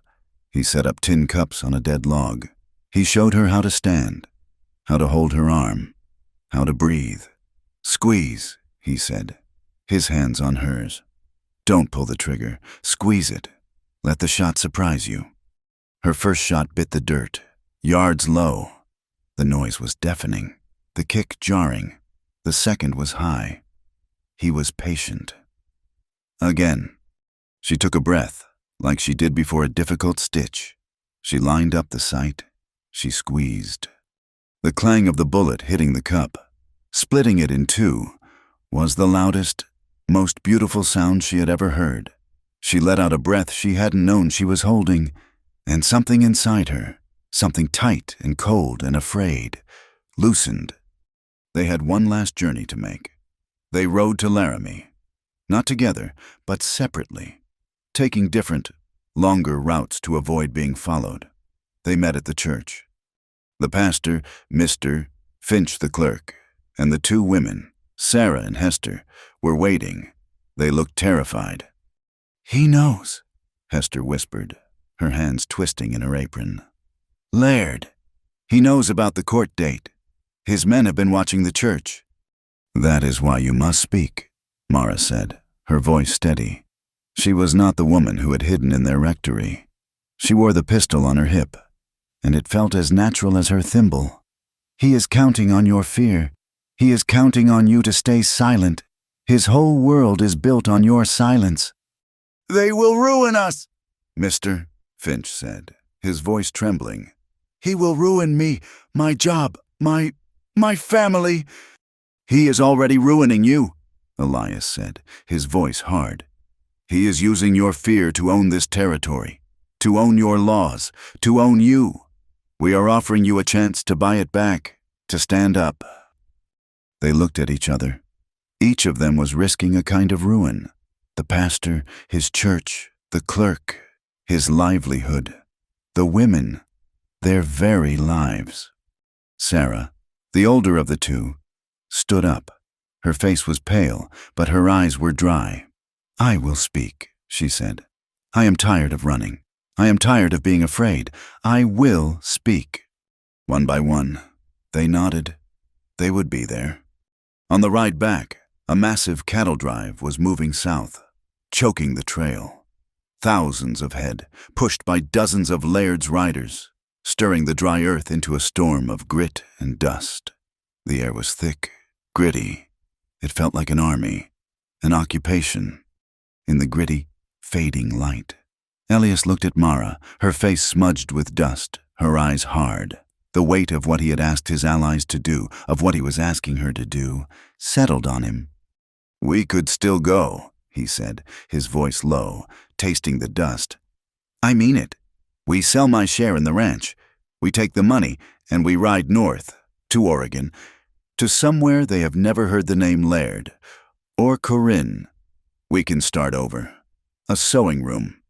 With a window, we can build it." He was offering her an escape. He was offering her the life they both wanted, without the blood, without the fight. Mara watched the endless river of cattle, the signature of Laird's power, blotting out the land. She rested her hand on the pistol at her hip. She thought of the cell, of the fire, of the charred calf, of the clang of the tin cup. "No," she said, her voice clear and strong, cutting through the lowing of the cattle. "We hide. They win. Hiding is how the powerful keep what they stole. We are done hiding." Elias looked at her. He saw the girl he had pulled from the snow, but she was gone. In her place was this woman, strong as the prairie, and just as unforgiving. He nodded, a slow, proud, and terrible understanding passing between them. "Together," he said. "Together," she answered. They chose to stand and fight. They turned their horses toward home, toward the coming fire, knowing that this time it might break them both. The day of the hearing, the heat pressed down on Laramie like a physical hand, pushing the air from the room. The small courthouse was packed, standing room only, and the gallery smelled of rank sweat, old wool, and oiled leather.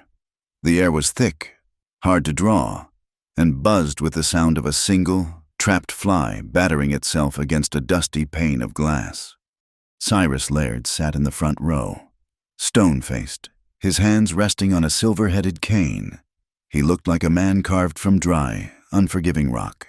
Beside him, Sheriff Pike sat, his shoulders hunched, his smirk from Dry Creek replaced by a nervous, twitching at the lips expression. He kept adjusting his gun belt, and beside Pike, Madame Corinne sat, cool and composed in a dress the color of spilled wine, a stark, bloody splash in the room of brown and gray. She fanned herself slowly, her dark eyes missing nothing. Elias and Mara sat opposite them, with the Laramie pastor, Mr. Finch, and the two women, Sarah and Hester, on a hard bench behind them. Elias's hands were steady on his knees. Mara's were folded in her lap, her ledger book, wrapped in its oilcloth, held tight. The territorial judge was a thin, gray-faced man, with eyes that looked as if they had seen every possible version of human ugliness and were tired of all of them. He wasted no time on pleasantries. The pastor was called first. His voice, clear and strong from years of sermons, read the affidavits from Sarah and Hester. He read of the false vagrancy charges, the impossible debts, the leasing to Laird's ranch, the 16-hour days in the laundry, the threats. A low, uneasy murmur went through the gallery. Then Mr. Finch, the clerk, was called.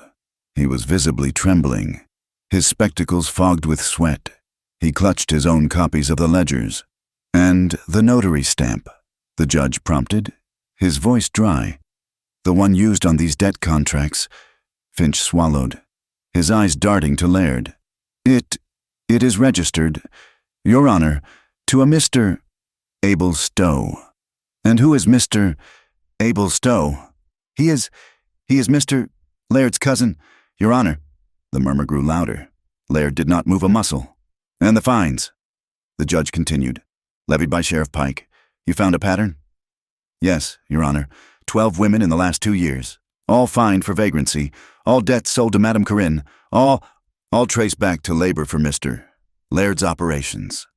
Then Sarah and Hester were called. They walked to the stand together, as if one could hold the other up.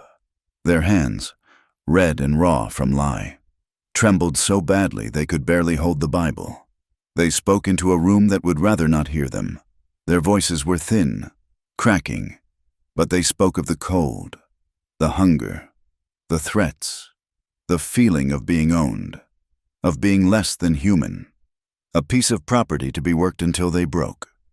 When it was Corinne's turn, she was magnificent. She was smooth, poised, and deeply wounded. She was a businesswoman. She claimed a pillar of Dry Creek. She had tried to help these unfortunate girls, to give them honest work.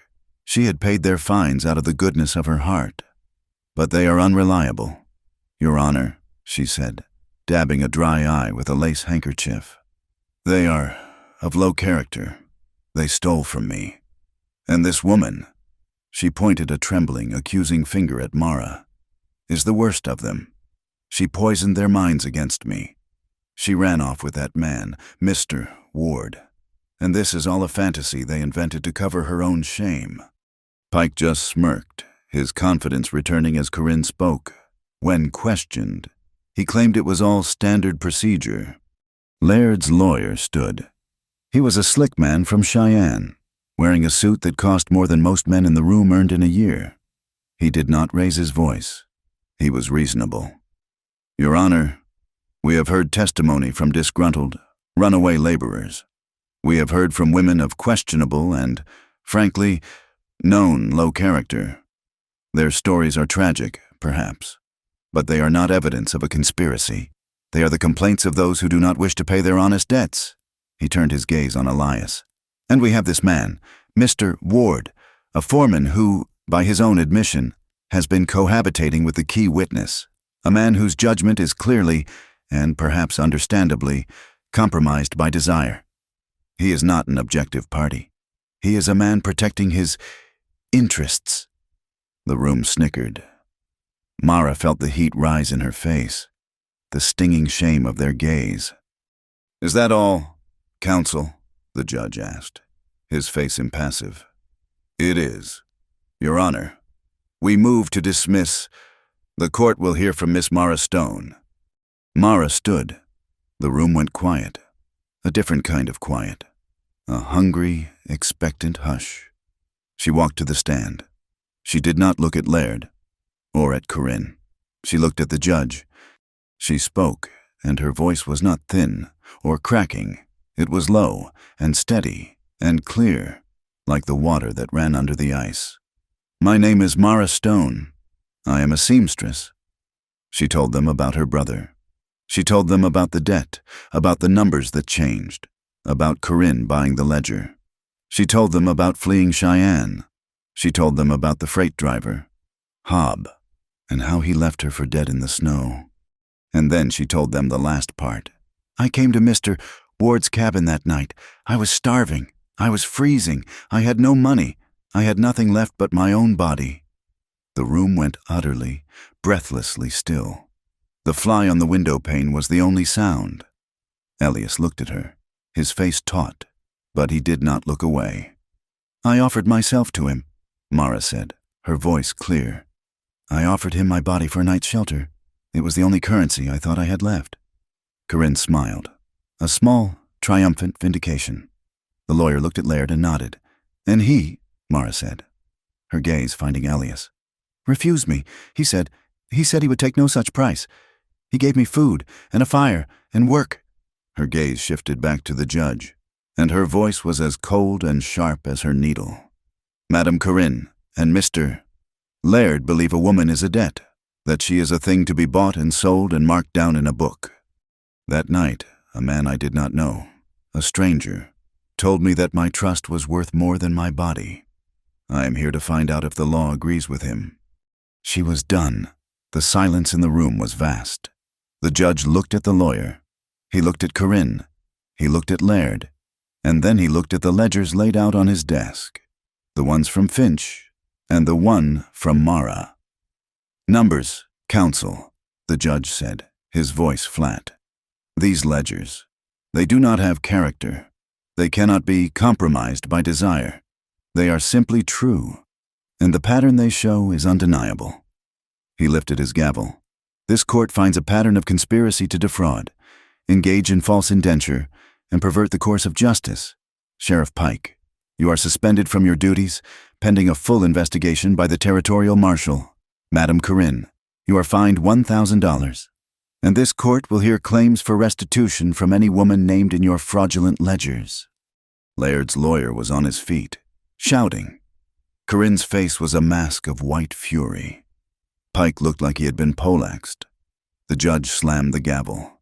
But before he did, Cyrus Laird stood up. His face had curdled, the stone mask cracking to show the rotten fury beneath. He did not wait for the gavel. He did not look at his lawyer. He stalked out of the courthouse, shoving a man out of his way. And everyone in that room, everyone who saw his face, knew it was not done. Justice had been spoken, but the law had not yet won. That night, the heat did not break. The air was thick, suffocating. Thunderheads piled up on the horizon, black and bruised, and lightning flickered between them. A silent, angry pulse. But no rain fell. Elias, Mara, and the two cowhands who had stood by them, a quiet man named Jed and a younger one named Silas, were riding back from Laramie. They had waited until dusk, hoping the cover of night would protect them. They were in a narrow pass, the cottonwoods thick on either side. When the rifle cracked, the shot echoed. Loud as a cannon in the pass, Elias made a sound, a sharp, choked grunt, like a man kicked by a mule. He stiffened in the saddle and then sagged, pitching sideways. "No!" Mara's cry was raw, wordless. Another shot ripped through the leaves. "Ambush!" Jed yelled, diving from his horse, his own rifle coming up. "Get him! Mara! Get him!" Mara was on the ground, her pistol in her hand, her heart a cold, hard stone in her chest. She fired into the darkness where the flash had come from. Silas was firing too, the two men providing a screen of lead. Mara scrambled to Elias. He was on the ground, breathing in shallow, pained gasps. "Drag him!" Jed yelled. "Into the trees! We can't hold them!" She grabbed Elias under the arms. Silas grabbed his legs. They dragged him, his boots scraping over the rocks, into the deep, dark tangle of the cottonwoods. Jed laid down one last shot, then scrambled back after them. "They're circling. They won't come in after us in the dark, not if we're armed." Mara tore open Elias's shirt. Her hands were shaking, but her mind was clear. The bullet had missed his heart. It had torn a long, ugly groove across his ribs.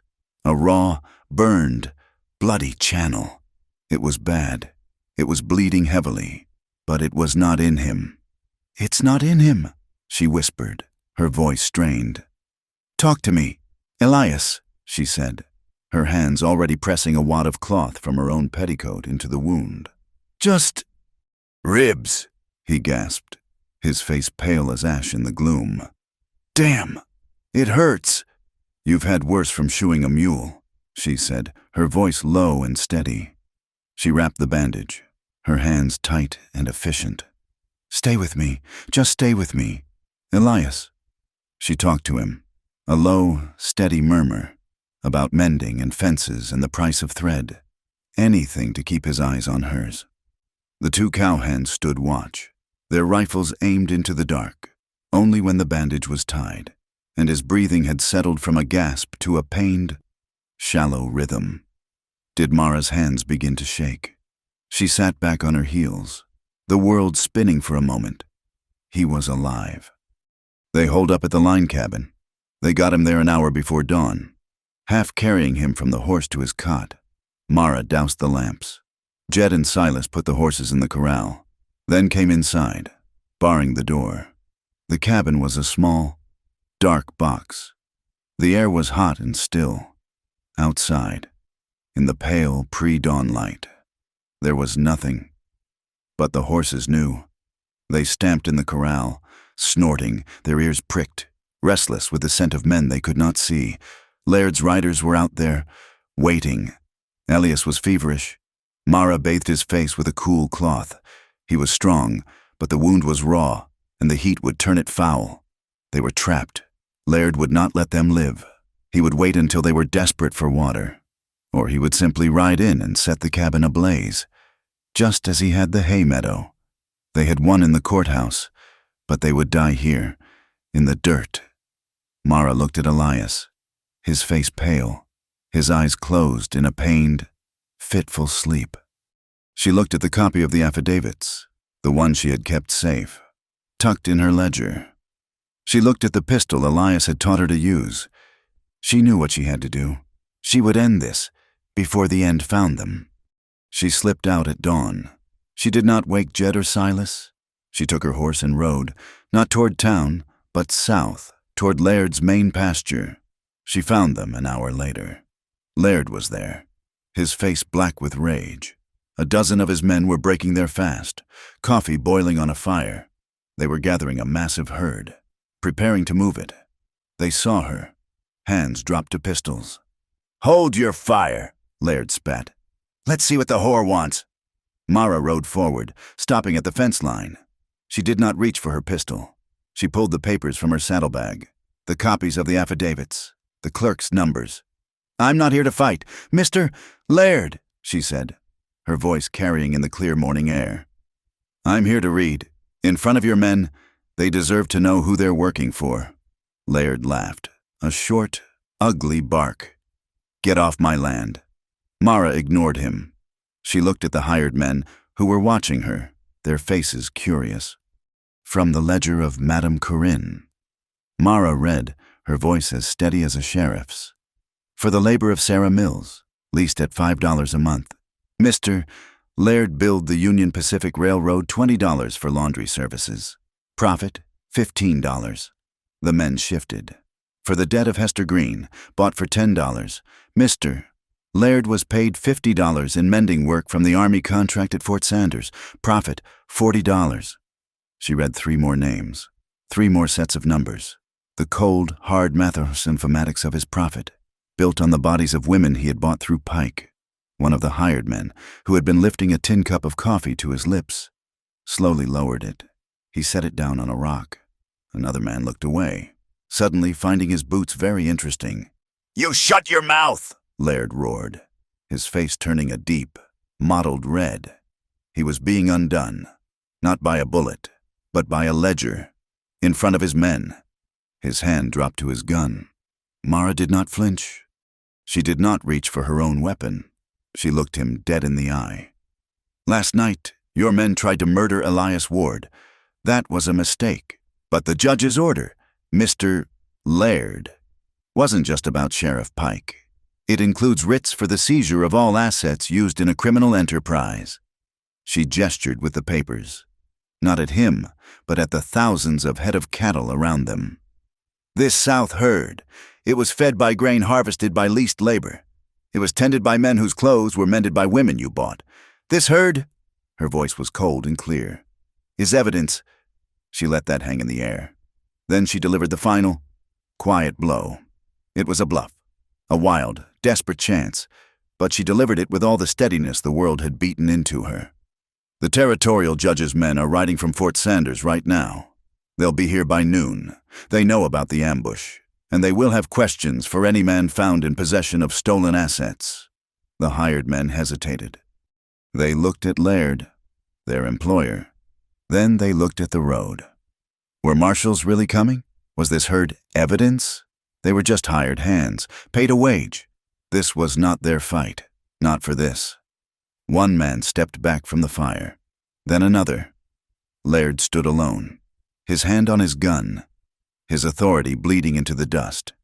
He had been outmaneuvered. He could not shoot her. Not now. Not in front of a dozen witnesses who were no longer truly his. He stared at her, his eyes filled with a black, bottomless hatred. He spat in the dust at her feet. "Get off my land." His voice was a low, vicious promise. "This isn't finished.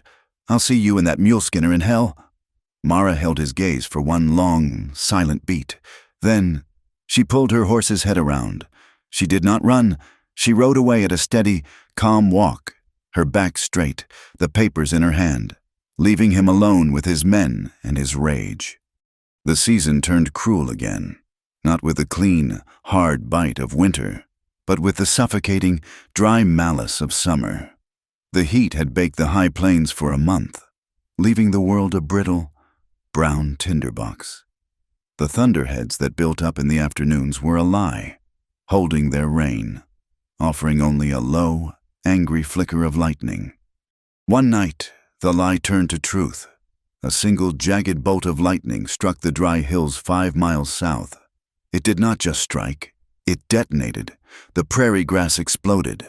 A ragged wildfire, fanned by the hot night wind, began to run the draws like a wolf, its eyes glowing orange, its breath a cloud of boiling smoke that blotted out the stars. By morning, the sun was a dull, red coin. Smoke boiled over the ridges, thick and acrid, stinging the eyes and choking the lungs.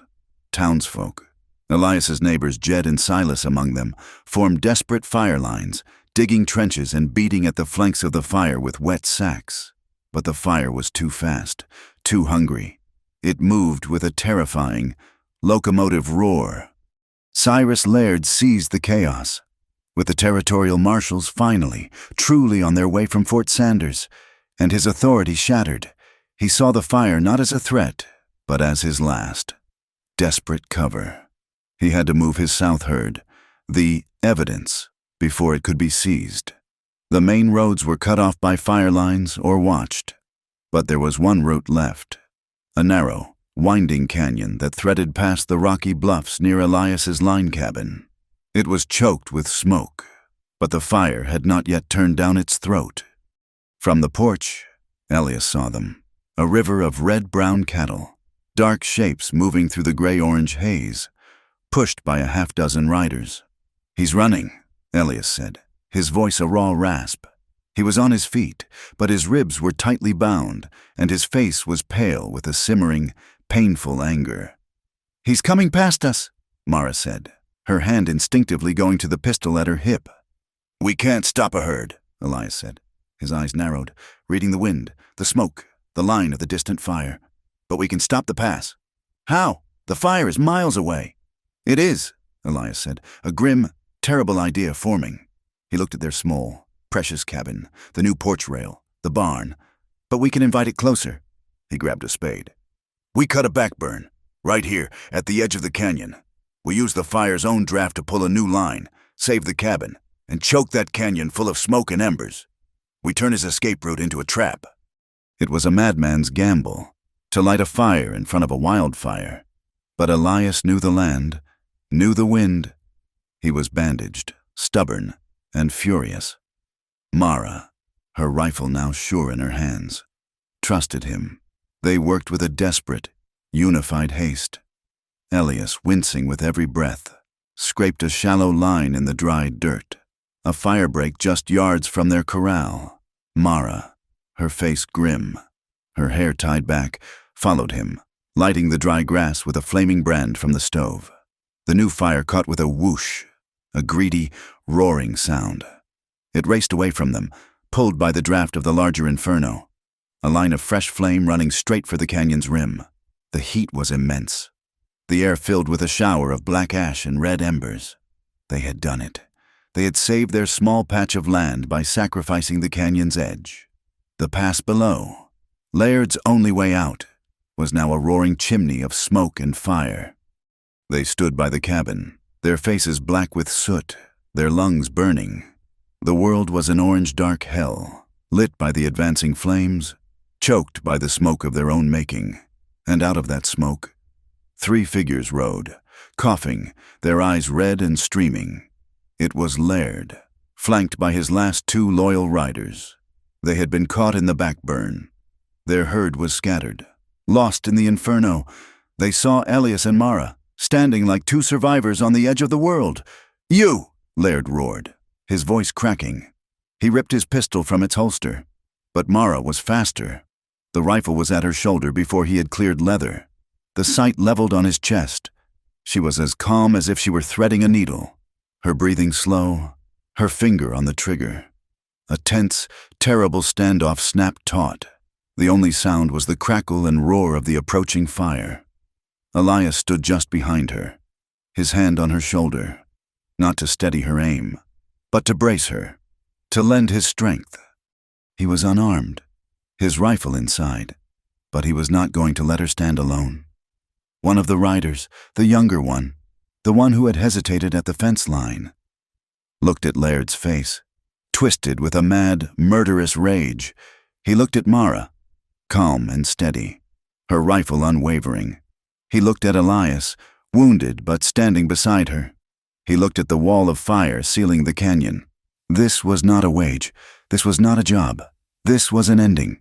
He lowered his pistol, holstered it, and without a word, pulled his horse's head around and rode back into the smoke, disappearing. The second rider, seeing his partner go, seeing the impossible odds, stared at Laird for one long second, cursed, and spurred his own horse, following his companion into the smoky chaos. Cyrus Laird was alone. His power, his men, his herd, all of it was gone, burned up or deserted. He was just one man, his face a mask of fury, facing the two people he could not break, with a wildfire roaring at his back. The hate finally consumed his reason. He lunged, a wild, screaming sound tearing from his throat. He slipped on the loose, ash-covered rock, and his pistol fired. A wild, impotent shot. The bullet bit the dirt at Mara's boots, spraying her skirt with grit. Elias moved, his body exploding with a strength born of pure adrenaline. He did not reach for a gun. He lunged forward and knocked Laird down. A brutal, physical tackle. They went down in a tangle of limbs, a desperate, ugly brawl in the dirt and ash. Laird was strong, but Elias was driven by a winter of injustice and a night of blood. Mara did not fire. She kept the rifle leveled, tracking the two struggling men. Elias, with a groan of pain from his ribs, got the upper hand. He pinned Laird's wrist to the ground, his other hand pressing the man's face into the dirt. "Let go of the gun, Mr. Laird," Mara said, her voice cold and level. She stepped forward, the muzzle of the rifle just feet from his head. He struggled, then saw the bore of the rifle, saw her steady, unforgiving eyes. The fight went out of him. His hand opened. The pistol fell to the dirt. Elias rolled off him, gasping, clutching his wounded side.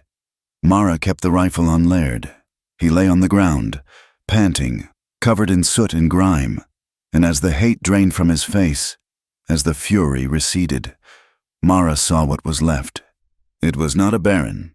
It was not a powerful man. It was something small and mean and pathetic, gasping for breath in the dirt. At dawn, the fire had passed, leaving a black, smoking world. Ash drifted down like black snow, covering everything in a soft, gray pall. The air was cold, and the silence was vast. And into that silence came the sound of shod horses.